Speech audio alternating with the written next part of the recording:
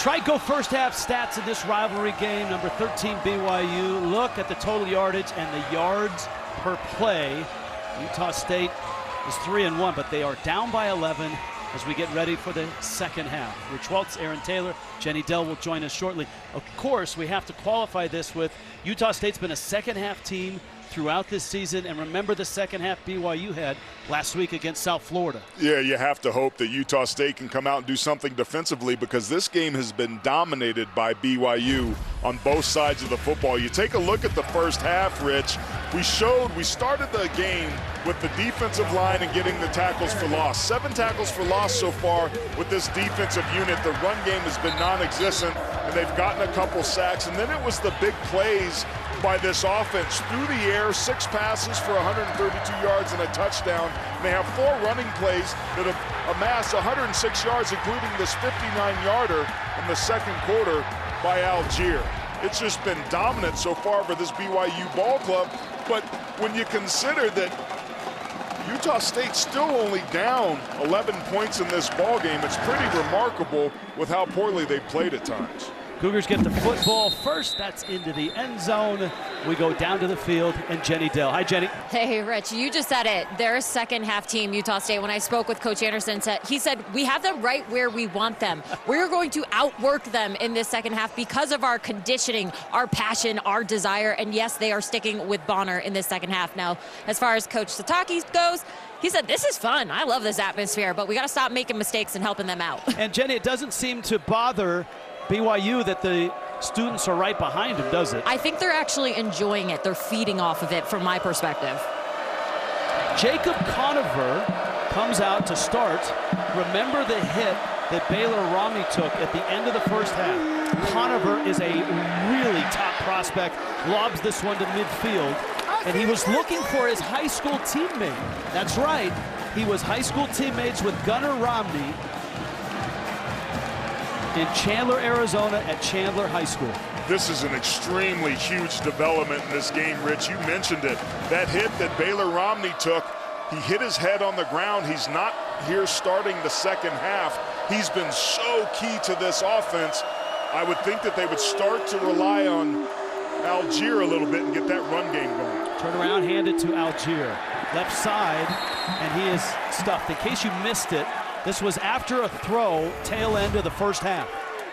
Justin Rice comes and hit him completely fair, but whack right there.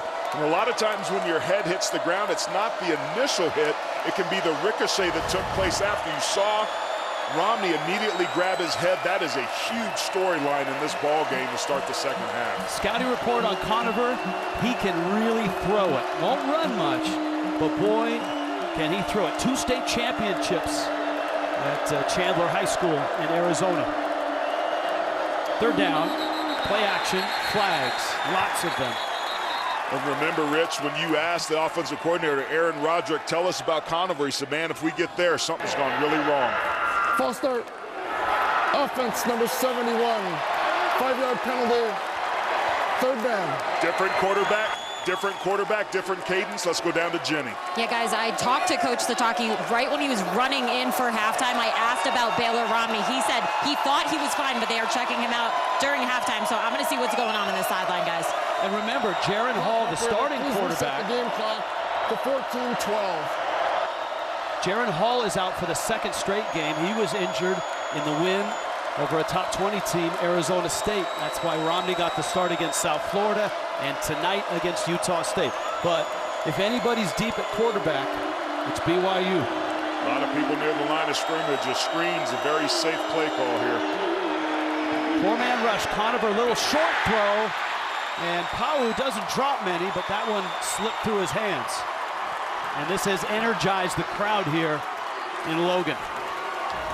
Conover was 0 for 2 on this series. His ball's just not well.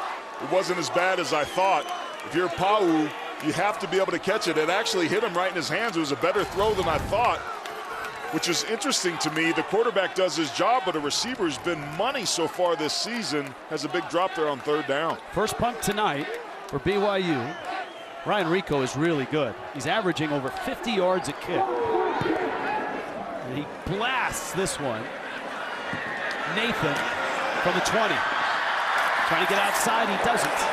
Good special teams work for BYU. Piper first on the spot. All right, you want comebacks? Here's your Utah State comebacks. They were so good this season, Rich, against Washington State on the road. Coach Anderson said that win really gave them some confidence. North Dakota's not an FCS team. They certainly are a group of 5 caliber, but then on the road again at Air Force, they were down against a team like Air Force. If Air Force has you down in the fourth quarter by 11, that's game over. That's exactly where you want you. Utah State able to come back. Can they be the comeback kids again here with the BYU quarterback situation in question? They're going to need to start getting touchdowns instead of field goals. Tyler, who was chipped up in the first half, is stopped there. Ben Bywater, Peyton Wilgar on the stop. These are the possessions. And you can see good yardage. Remember last week, 443 yards and just 3 points. Better this week in the red zone. They got better as the first half went on. Tyler again.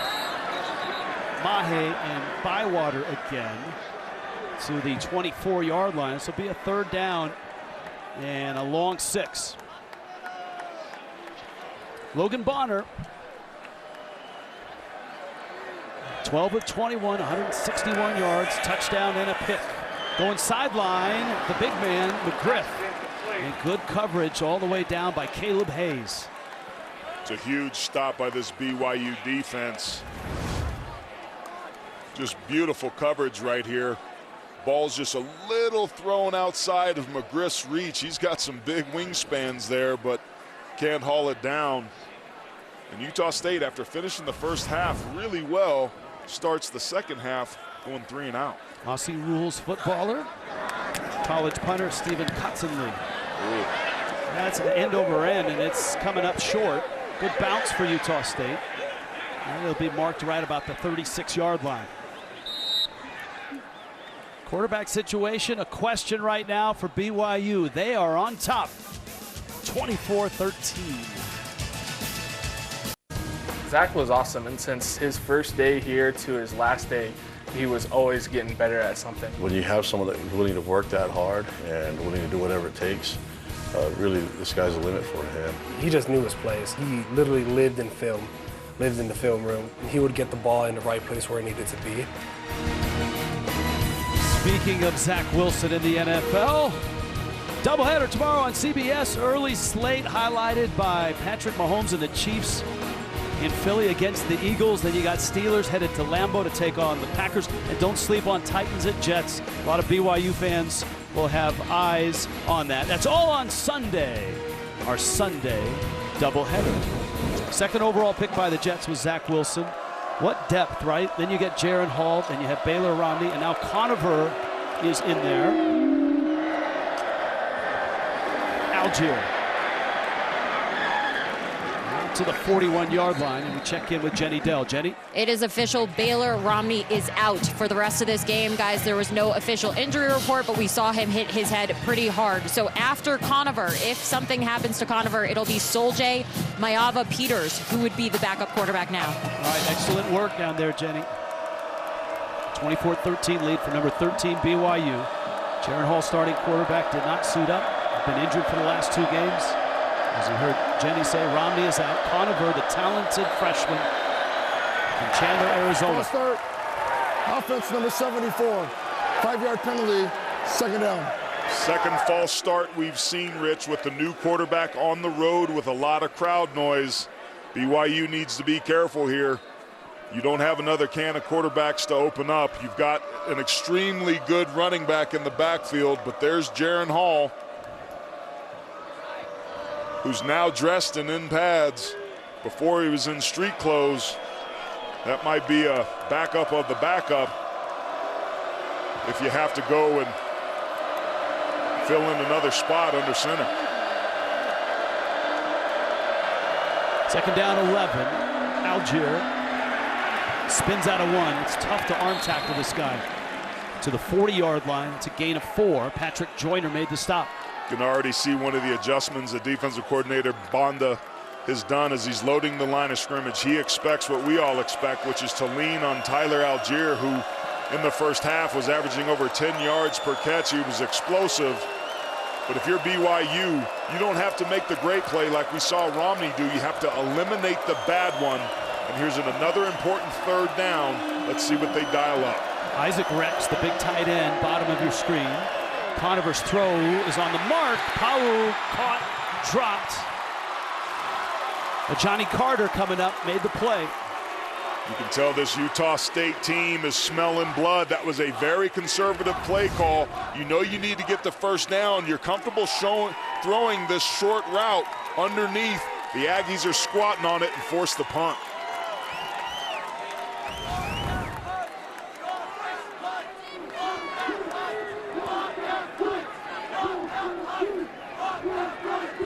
No punts in the first half. 2 quick ones here.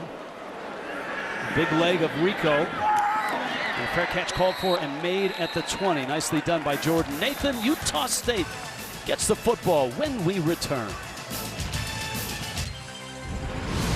College football on CBS Sports Network is sponsored by Ram Trucks. Motor Trend's Truck of the Year for the 3rd year in a row. By Trico, the future of wipers since 1917. Visit TricoCatsAndDogs.com. And by delicious ice cold Dr. Pepper, the one fans deserve. Just look at that legacy behind him. All the great quarterbacks. Lavelle Edwards, as we were told by Kalani Sitake yesterday, is the father of BYU football. And for about 15 minutes, he opened up his heart and told us what Edwards meant to him, first as a player, then as a mentor, once he became the head coach. The legend, of course, played here at Utah State. Inside throw, that's Tompkins with the catch across the 30. That's 13 yards, and Utah State moves the sticks. They'll take this every time. The safety went in motion and it completely opened up the inside of the field. Looked like Bonner came up limping a little bit after that last play. We'll keep an eye on it. Bonner hands it off. John Gentry is in again. Calvin Tyler had the first drive of the second half. Remember, he was chipped up in the first half. Earl Tuioti Mariner made the stop for BYU. Take a look at the first down production. Utah State just hasn't been able to move the ball successfully there, and they're always behind the sticks. Bonner, Tompkins again. Still on his feet. I haven't heard a whistle. Now the whistle sounds. That was an odd finish to that play. I don't know if he went down to a knee. Let's take a look. Yes, knee touched. There was no whistle until about 5 seconds later. 44-yard line. Gentry, right side, cross midfield, and that's going to be a 6-yard pickup. Great job by Jacob South, but I mentioned Bonner getting up a little bit slowly. He gets hit, and I noticed that he got up and he was kind of ginger, and he's been grabbing his right hip, so he's a little bit gimpy. Remember, he's got some mobility to him that really helped him out in the first half. If that's compromised, that could be hurtful. Back injury at Air Force 2 weeks ago. Sideline, incomplete.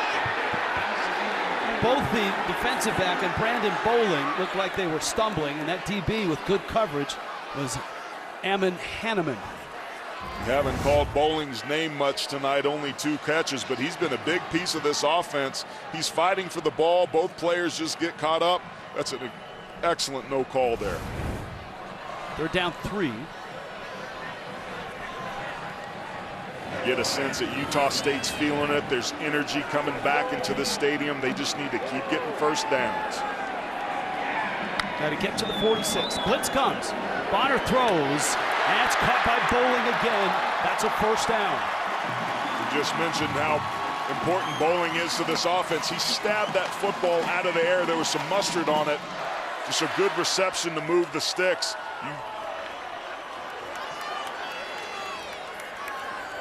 Blake Anderson practices at tempo. Offense, high tempo. Bonner pulls it, looking deep. And Tompkins battled for the ball, and it's incomplete. Again, good coverage. Jax Wilson, the junior. Actually, it was Caleb Hayes on the coverage. Great job by Tompkins turning into a defensive back there. He grabbed the hands of Hayes so that he couldn't catch it. Remember, a very similar ball in the first half ended up in a interception, Tompkins very smartly turned into a defensive back there. Eliza Tuiaki, the defensive coordinator for BYU, was concerned about the speed of Utah State. Gentry gets through, close to the first down, couple yards short, 3rd down and 2. This offensive line is starting to hunt. This is a counter play where you get double teams on the play side, pull the backside lineman, and it's working. Bonner, and he's short. This could be a 4th down and 1. Yeah, he's really hobbling. Take a look at him. He's really hurting. You love that he pulled the ball there. It was the right read, and this is the right call also to go for it here on 4th. No doubt he keeps it here. Right side, I don't think he got it. Gentry is stuffed, and I think BYU is held.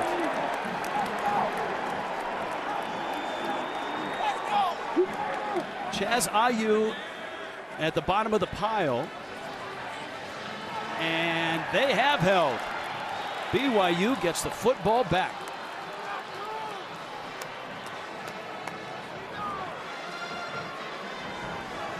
They may be down 2 quarterbacks, but BYU's defense is still a difference maker. Number 13, the Cougars on top. BYU has a quarterback problem. Not with their skills. Man, what a great start for Jaron Hall. But this was the Arizona State game. This was the hit that took him out, and he did not play last week. And of course, last week, Baylor Romney got the start against South Florida, and Baylor Romney was awesome in that game. Tonight, Romney tore up the first half, got hit late, hit his head on the turf, and is out for the rest of the night. And it's Jacob Conover in his college debut, highly touted, a teammate of Gunnar Romney's in high school in Chandler, Arizona. Play action here, loads up, he's hit and hammered. Nice catch. That's his high school teammate, and Gunnar Romney is stopped right around the line of scrimmage. That ball should have been thrown quite a bit sooner. He had Romney wide open for quite some time, but he waits and Justin Rice hits him. So the ball throws out. It's his late check down, but that allows the defense to be able to recover and make it a very short gain. If he hits him quicker, he's still running.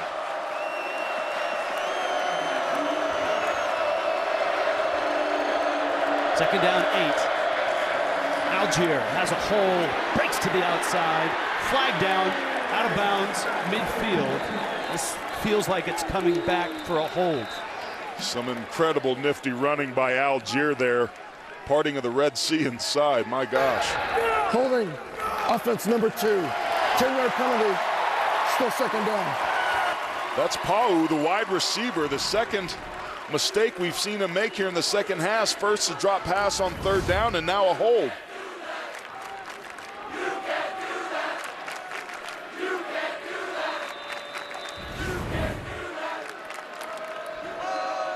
Second down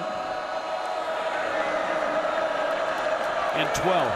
Aaron Roderick, the offensive coordinator, really has his work cut out for him. Rarely do you get to your number 3 quarterback. Conover, with the injuries, certainly took reps in practice this week. Taking a look there at Jaron Hall, not in pads. I misidentified him earlier, but now it's all Conover.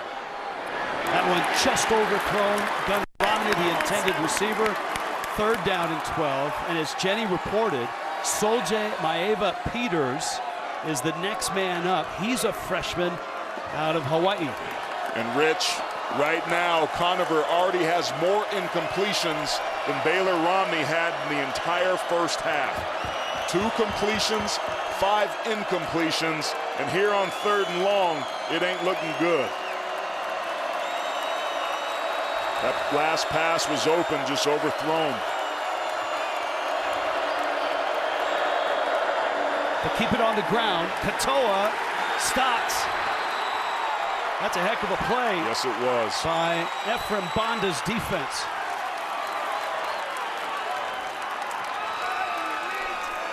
Excellent job by Marcus Moore, the defensive lineman. See him right there, number 95. He gets blocked, but he doesn't stay blocked.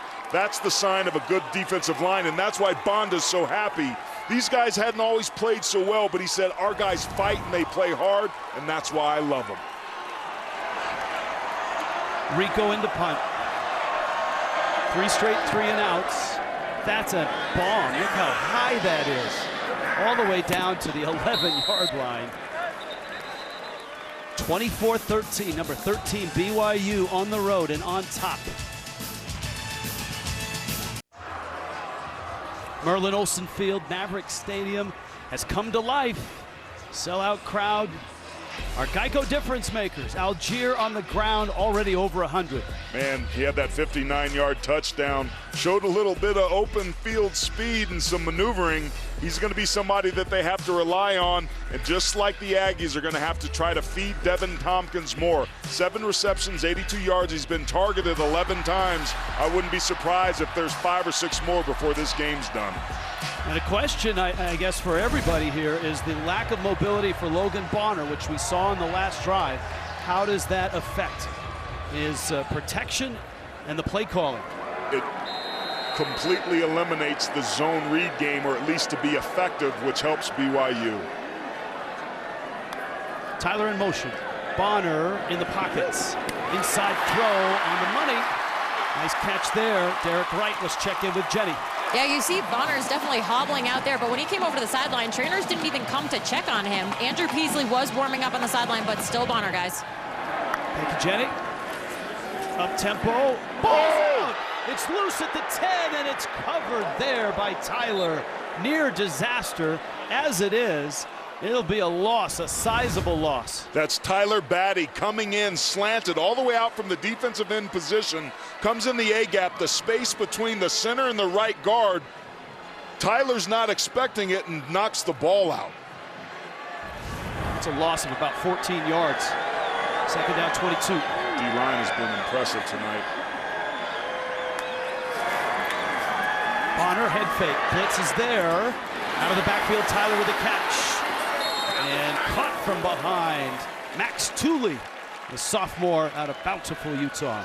That lack of first down production has really hurt Utah State tonight, and this brings up a 3rd and long. They made a big chunk of it back there, but credit this defensive line for BYU for winning their matchup up front significantly. Can they get pressure here? We've seen Bonner with the limited mobility. If there is pressure, how can he extend and move the pocket and try to find a completion? They're down 11. BYU shows blitz. Here they come with 5. Bonner steps through it. Throws almost intercepted. Jacob Robinson got his hands on that football, and it's 4th down. Just not a good decision here to throw across your body late over the middle. That's the triple whammy. They're really lucky they didn't turn that over.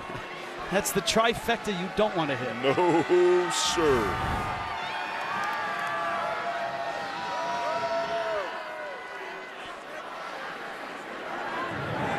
Kotzenle to punt it. Nyberg deep for BYU. Has a shot at a return, and that shot ended quickly.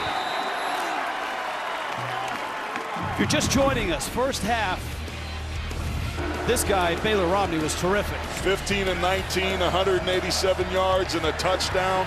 Was extremely efficient delivering the football, but he gets hurt. Justin Rice disengages, and then since then, it just hasn't been good. You have the young guy, Jacob Conover, come in, just really struggling to throw the football accurately. You have to imagine this young man is on the road in a rivalry game. Things are moving really fast for him. Kalani Sitake and BYU, you can see the 3 possessions.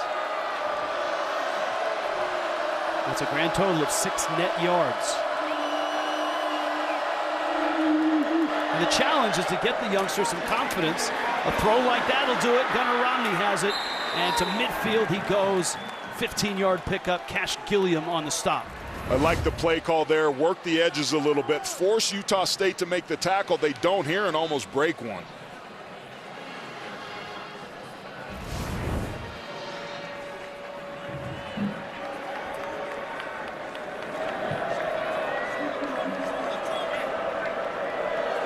Five catches, 42 yards for Gunnar Romney. That inside slot receiver's almost offsides right here. Conover, another short throw. That's Pau, and he is close to the stick.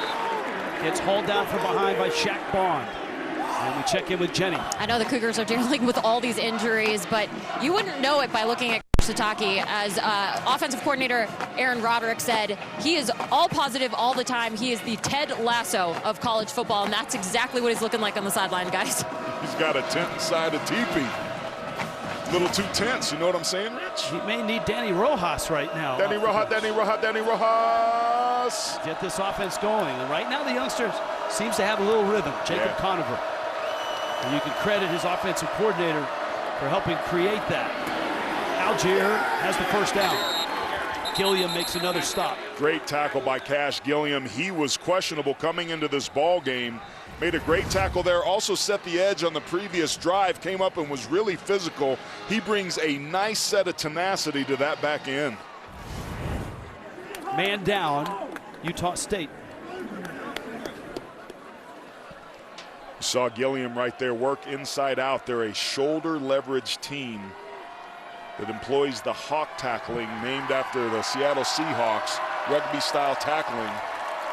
That is Hale Motu Awapaka coming off the field.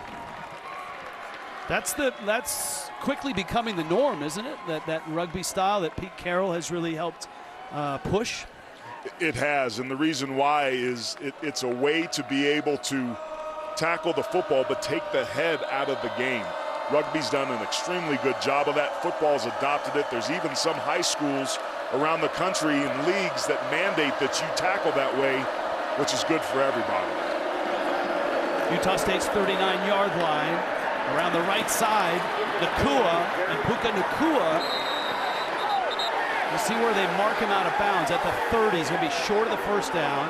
A lot of emotion on that Utah State sideline. But a positive play for BYU. Aaron Roderick, the offensive coordinator, doing a masterful job. This third quarter is ticking down to an end. BYU's still got the same 11-point lead that they went into halftime. They haven't been able to move the ball until this series. But it seems like Conover's settling down. They're working the edges and letting some of their other playmakers take over, so it's not all on 17. 2nd and 1. Algier spun around, stays on his feet, and he's hauled down. A.J. Vongpachong was the last to get to him and made the stop. That's a loss of a yard, 3rd and 2. That was a great stop right there. Good job. What they're doing is they're having somebody make the first contact, which makes Algier bounce, and it throws the entire timing off, and it's just a matter of time before the pursuit comes. This is a heck of an opportunity for Utah State to get a stop and force the field goal to still make this a 2-score game. And this is well within the range of Jake Oldroyd, the Cougar field goal kicker. Conover, swing pass, Algier gets a block. Algier to the 20, cuts back, first down at the 15. We've been hard on Neil Pau because of the drops that he's had. He had a penalty, but he did a great job of sealing the edge here. Keep an eye on him right there. He's the key block that lets this play go. Comes inside, it's a crack replace. He uses a splash technique where he turns his back so that he doesn't get called for the penalty. You see him point to the sideline there. That was huge. What did you call that again? Splash technique. It was rules. Remember, you can't come back towards the ball and knock people out anymore, so that's the way that they've adjusted. It's a much smarter play. Sometimes players have trouble with it. Number 2 didn't. Play clock, I think, ran out. Maybe BYU called the timeout before that. Prior to the delay of game, timeout BYU. 30-second timeout.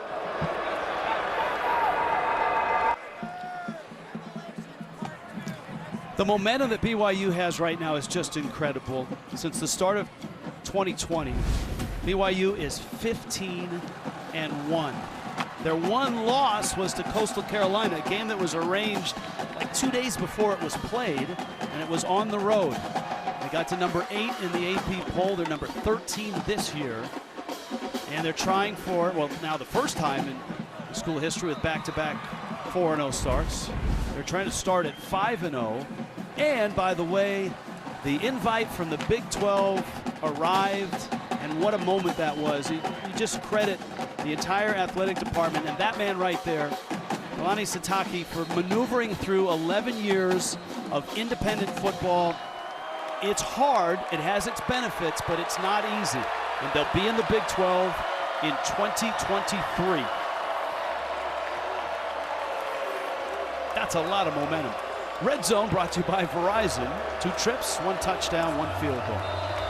This is where games are won and lost. If BYU can get a touchdown here, it becomes a 3-score game, which makes it really tough for Utah State to come back. Katoa, Bong Pachong, and Marcus Moore.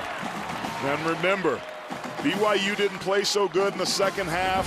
It's kind of been that way here to start the second half. The Aggies defensively, look at those black helmets. It was the parting of the Red Sea earlier on in the first half, but they have really buckled down against the run in the third quarter that's just coming to a close.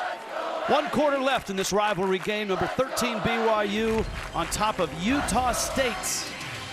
On to the 4th. You're watching college football on CBS Sports Network, presented by Geico.